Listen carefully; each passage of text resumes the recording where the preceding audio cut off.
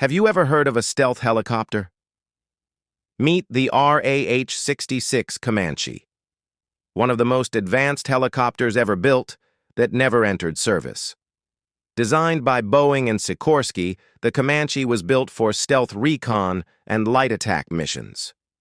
It had a radar-absorbing shape, internal weapons bays, and reduced infrared and acoustic signatures. This chopper was nearly invisible to enemy radar.